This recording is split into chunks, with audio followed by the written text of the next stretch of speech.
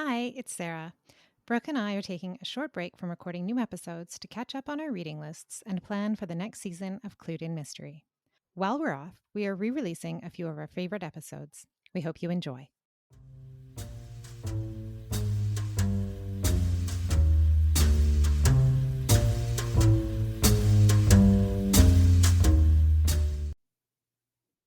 Welcome to Clued in Mystery. I'm Sarah. And I'm Brooke, and we both love mystery. Hi, Brooke. Hi, Sarah. How are you doing? I'm all right, thanks. How about you? I'm great, and I'm really anxious to talk to you today about a very interesting topic in the mystery space. Yeah, today we're going to talk about true crime. So, to date, all of our episodes have been about fictional crimes.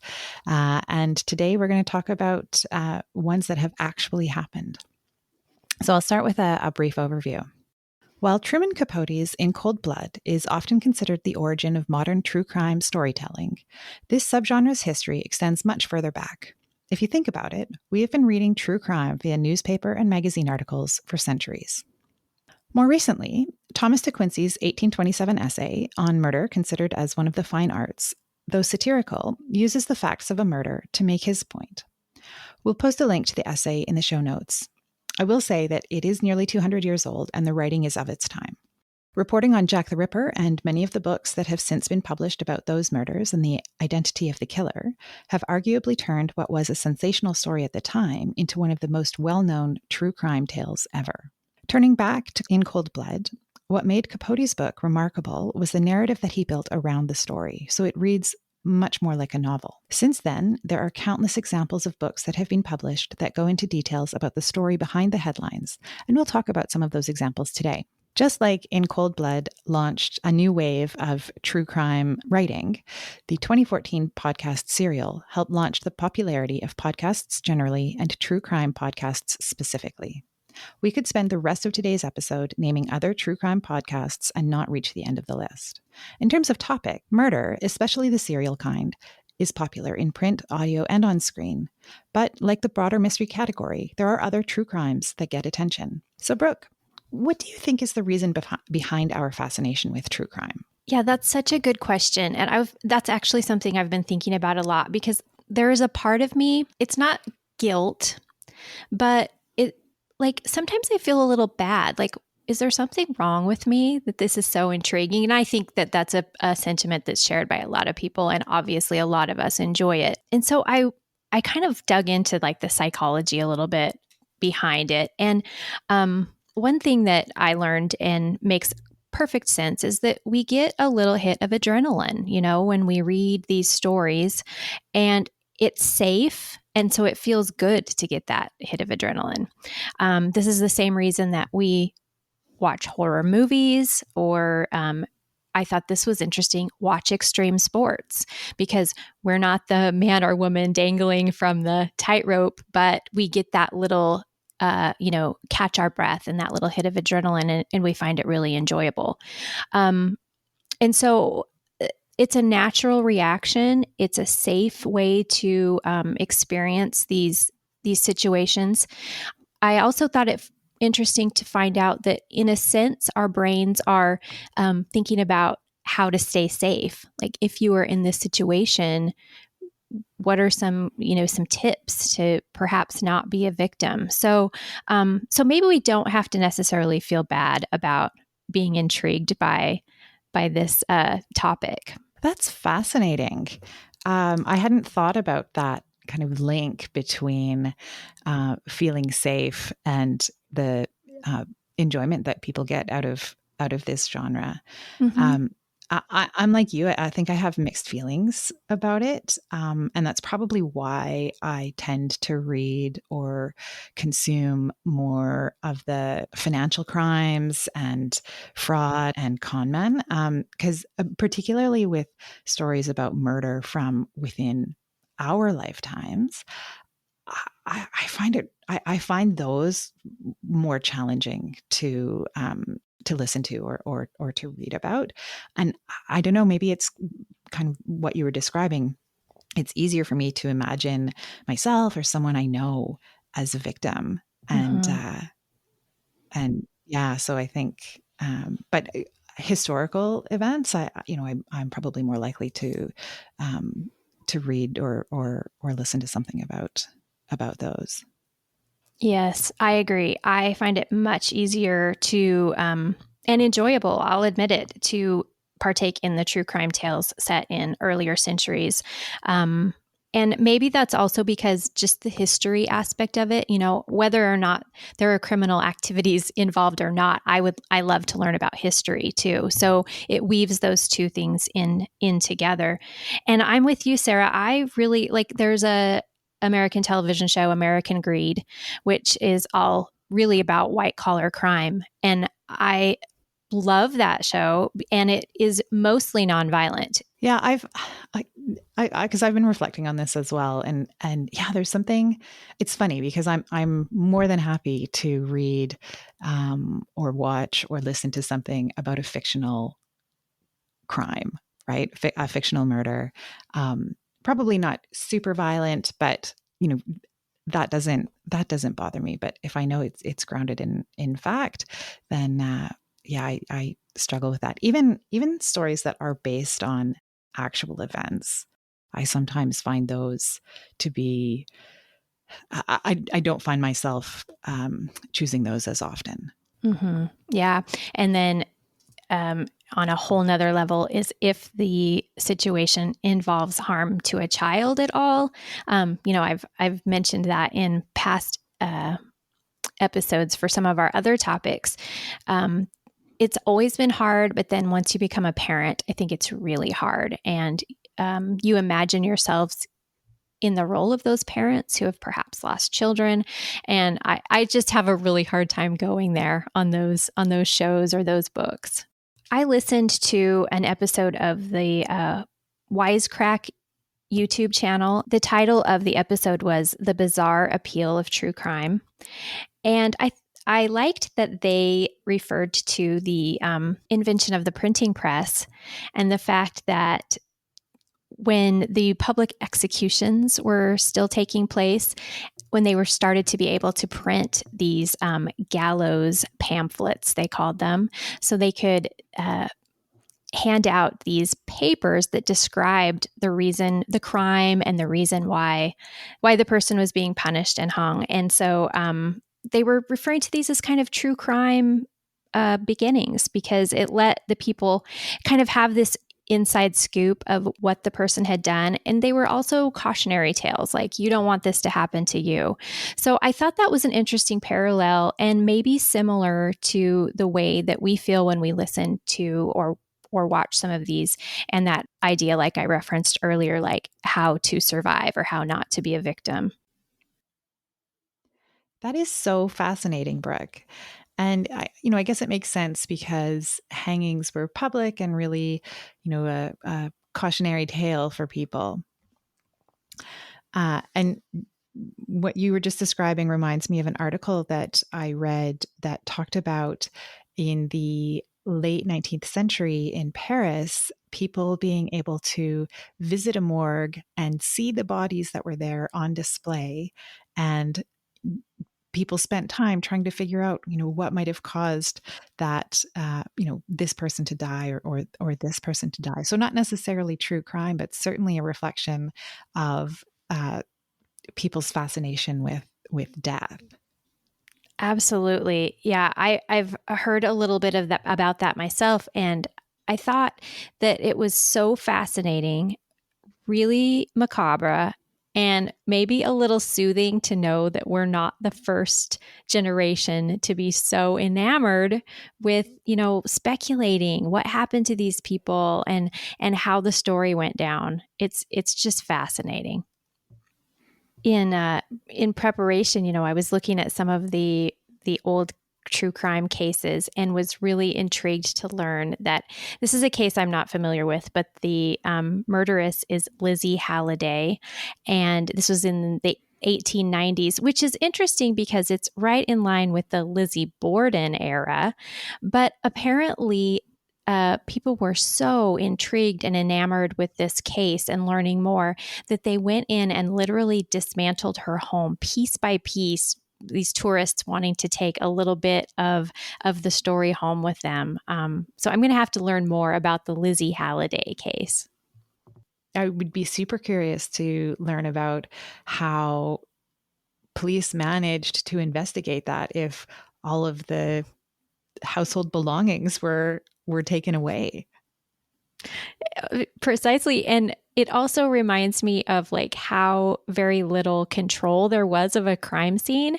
And that definitely happened in the Lizzie Borden case too. Like I think even that afternoon, different people in town were wandering around because they wanted to get a look at the blood stains and where the bodies had been. And you just think, oh my goodness, these crime scenes were contaminated and ruined. And I don't know how those police officers did their jobs back then. And I think that probably does speak to some of the appeal of the genre. Look at how easily these people got defrauded, right? Mm-hmm. And then, okay, well, that would never happen to me because I would ask the right questions, because I would, I would see the red flags.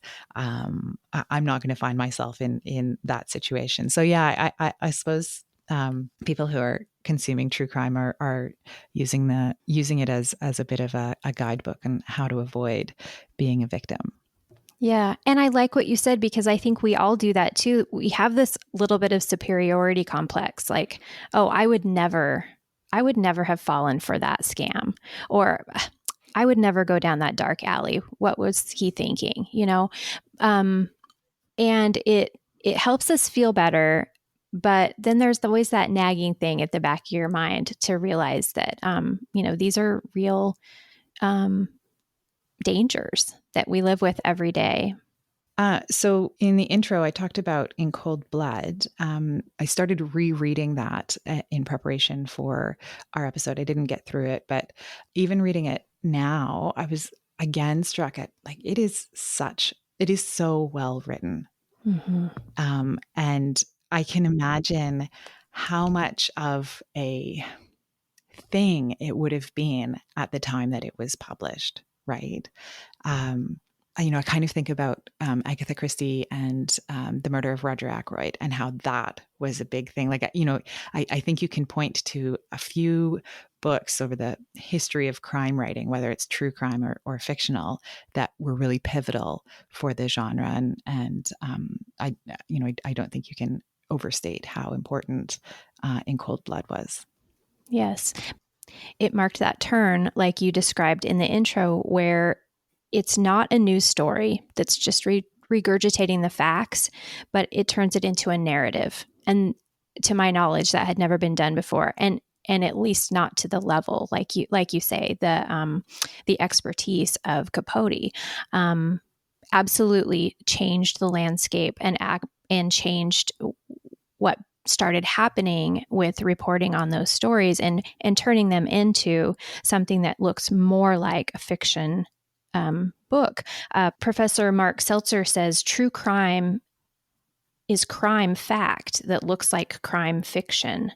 And I thought that was really interesting that it blurs the lines a little bit for us. And sometimes literally, I know that Capote had a little bit of criticism for perhaps embellishing, but I think that probably was more pointed at that point in time because these things hadn't been done yet. And now we understand that there's going to be a little bit of massaging and nuancing in the way authors tell these stories. They may know that two people had a conversation, and the crux of the conversation, but then they fill in the blanks for us. But no one had done this before, so I think he caught a little heat over doing some of those things. Mm-hmm. Yeah, no, he was. I think you're right. He did receive some criticism. Have you read anything by Erik Larson? Yes, I love Erik Larson. What is your favorite? I think it's Devil in the White City, and I think I've read it twice, if not three times, because he's another like just fabulous storyteller. But the story that he's telling is fact. Exactly. Yes, he's an amazing writer, and I love that he, and this brings in that history aspect we were talking about. He sets the scene, and you learn so much through his book about what's going on in that point in time. Devil in White City, also one of my favorites, and it's set to the backdrop of the 1893 World's Fair in Chicago. So you're learning about the construction of the World's Fair.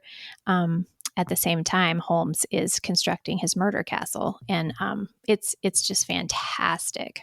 Yeah, no, I highly recommend it.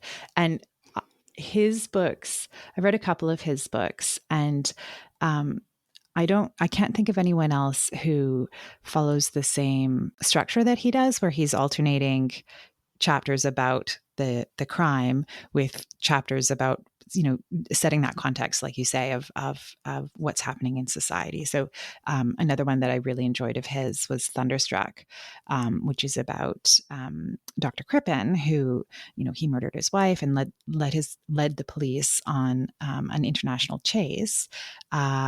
And that story is alternated with chapters about Marconi and the adoption of wireless communication. Those events were a little later than the ones from Devil in the White City, but equally good. Mm-hmm. Yes, I think you're right too. The switching back and forth between the two topics that are happening simultaneously is such a great narrative device too. And I also felt just as intrigued with both stories, but you really can't wait to get to the next chapter to get caught up on what's happening in the other storyline. So great writer.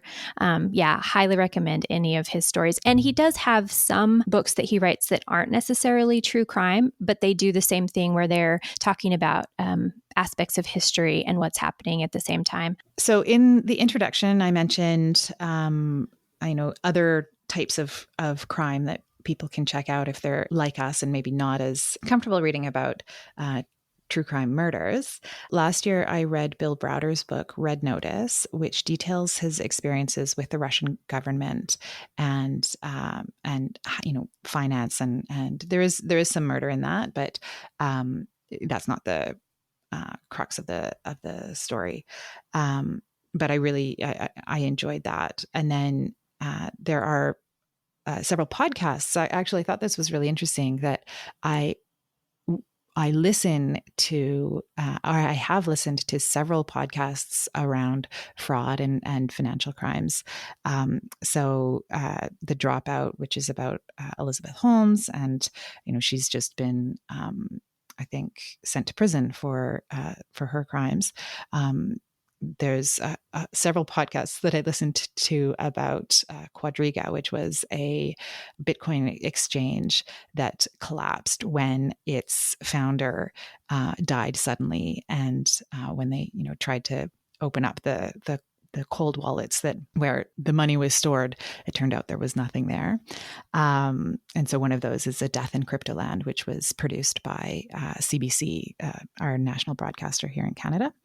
Billionaire Boys Club, about investment fraud in the 1980s.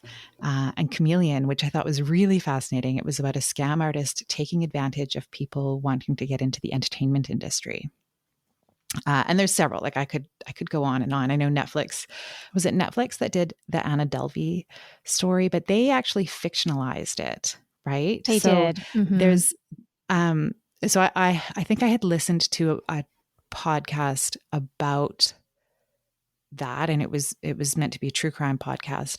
And then Netflix, I think, fictionalized it, which is interesting, that kind of blurring of the lines there, doing more than what you said about filling in some of the gaps around some conversations. I think they actually did, fictionalize it a little bit. I think so. But one thing that ends up happening to me when I listen to a podcast, or maybe I watch a show that's based on a true situation, then I like to go, because we live in such a wonderful time, and like look up the pictures, like what did Dr. Death really look like? Or, in this situation, Anna Delvey. And I was really impressed by how well the actress did at imitating her put on accent.